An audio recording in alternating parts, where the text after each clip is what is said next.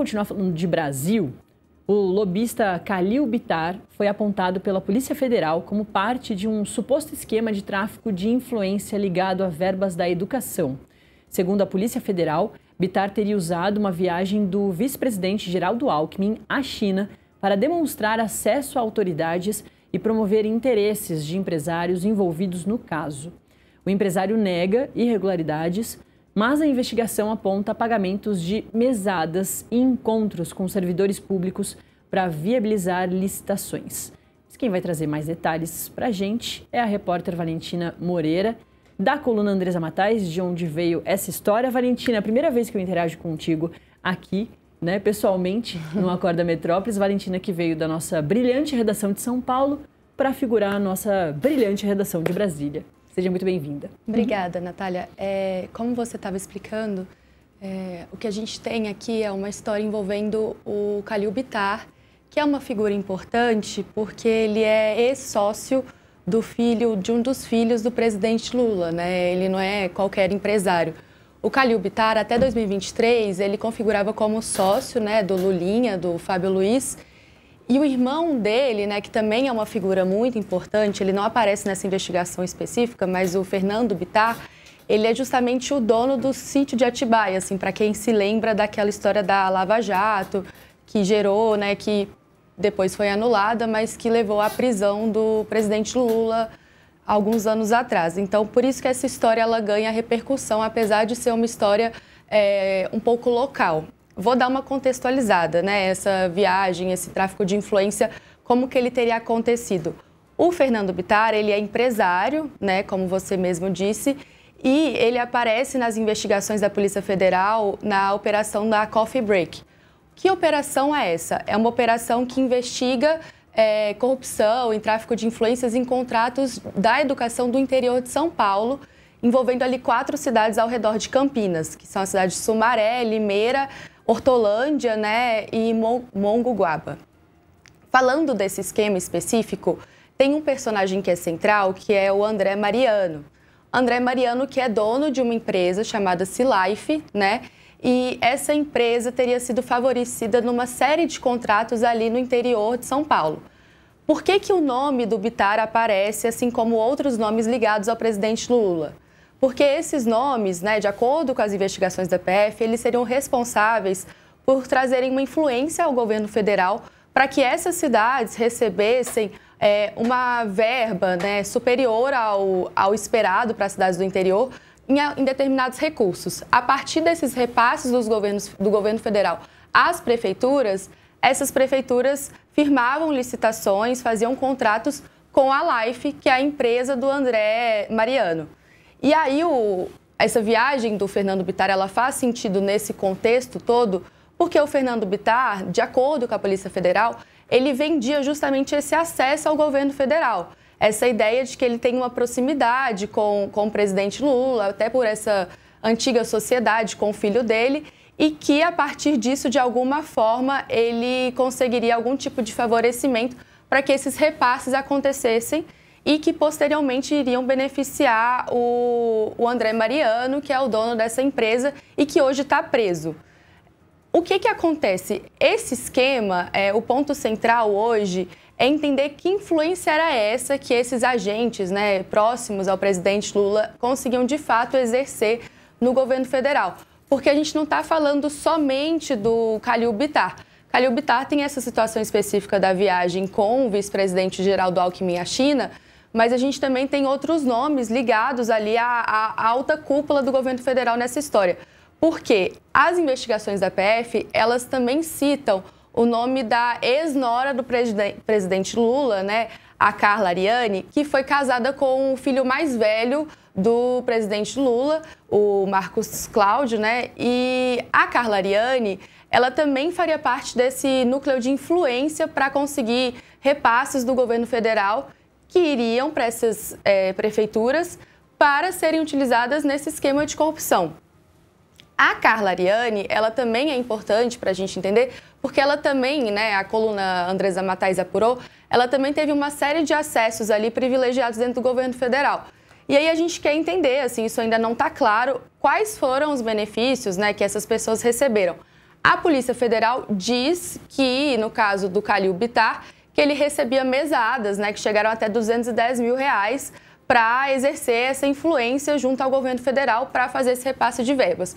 O Khalil nega, né, eu conversei com o advogado dele disse que ele, de fato, prestou serviços ali para o André Mariano, mas que esses serviços foram regulares, né, que ele tem nota fiscal para justificar essa prestação de serviço. O que ainda não foi apresentado, porque ainda é uma investigação.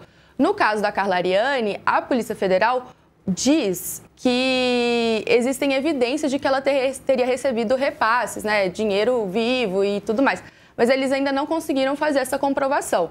Tanto ela quanto tanto a Carla, né, quanto o Khalil foram alvo de mandatos de busca e apreensão. Eles ainda são investigados, ainda está sendo apurado qual que seria essa influência deles e se de fato eles conseguiam converter isso de alguma forma para influenciar esse sistema aí, que depois, na ponta, era um grande esquema de corrupção. Perfeito, Valentina Moreira. É isso, né? A Valen que agora está na coluna da Andresa Matais. Eu queria mostrar a coluna aqui, para pedir para minha produção colocar aqui também, ô Valen, se caso você queira fazer algum registro de alguma outra nota que você está apurando aí. Eu vou aproveitar, então, Natália, só se a gente puder abrir a matéria, só para a gente poder dar uma detalhada melhor do que como que funcionava esse esquema aí investigado pela Coffee Break. Se vocês descerem um pouquinho na matéria, tem um fluxograma que foi super bem feito aqui por um colega da arte, o Otávio. E o que ele explica pra gente, exato? Como que funcionaria toda essa dinâmica? Porque a gente está falando, assim, na prática, o que a Coffee Break ela está investigando? São contratos corruptos dentro de prefeituras do interior de São Paulo. Né? O que ela traz de concreto, né? O que foram 5 pessoas presas, pessoas que de fato têm um envolvimento, a Polícia Federal diz, né? Muito claro ali. Como funcionava? Existem essas prefeituras, né? Essas 4 prefeituras.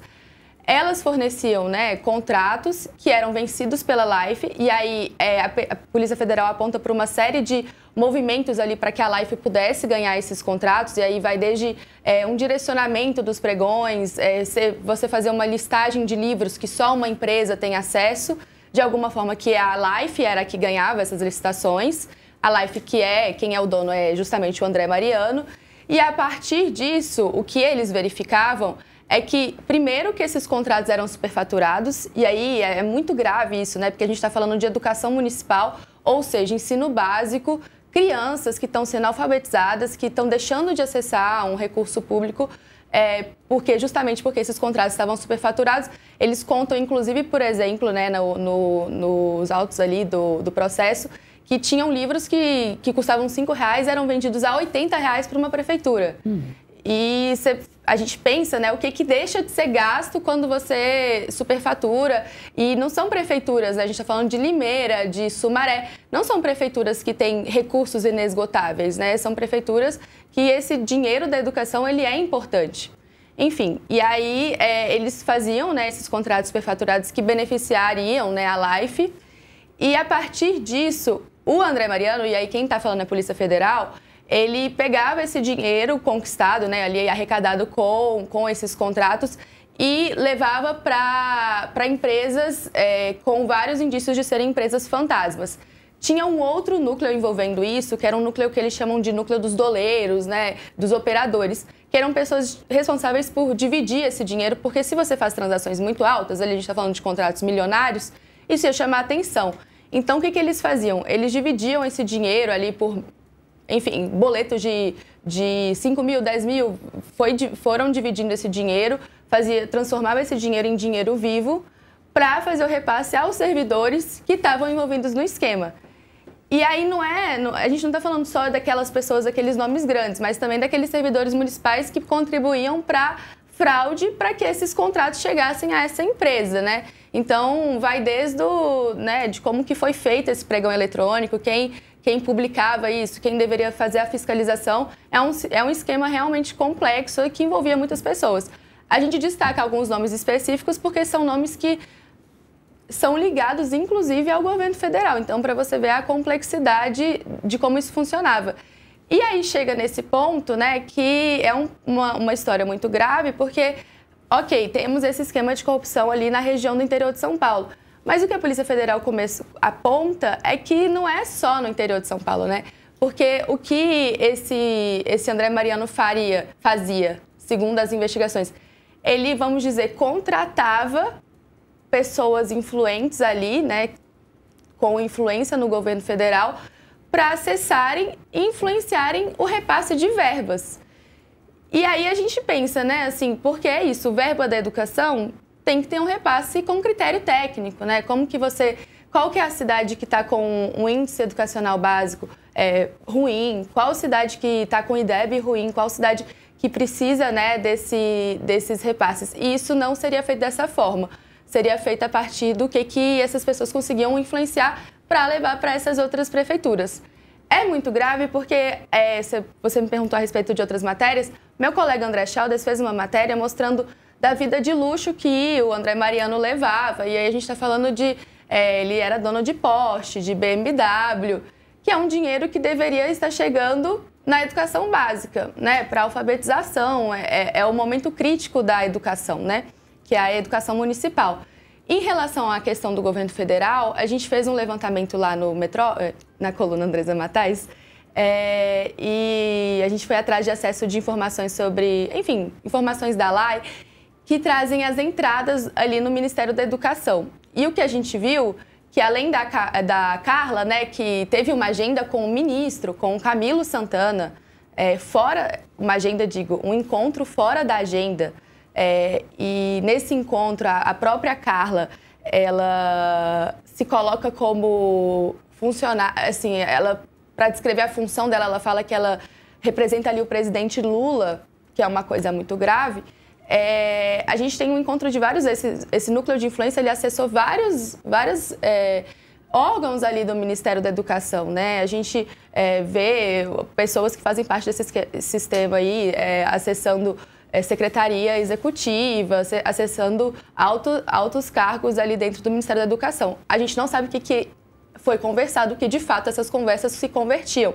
Assim como as fotografias ali com a viagem do vice-presidente Alckmin, a gente não sabe o que isso significa na prática. Se era só uma venda de influência, uma forma de falar que tem um acesso, ou se esse acesso de fato se convertia em um repasse maior para essas cidades, ou algum tipo de beneficiamento nesse esquema. Perfeito, o esquema todo relatado aí pela Valentina Moreira, nossa nova parceira aqui da redação de Brasília. Valentina, muito obrigada, viu? Obrigada, Natália. Volte sempre. Obrigada. Vamos seguir falando de Brasil. A 26ª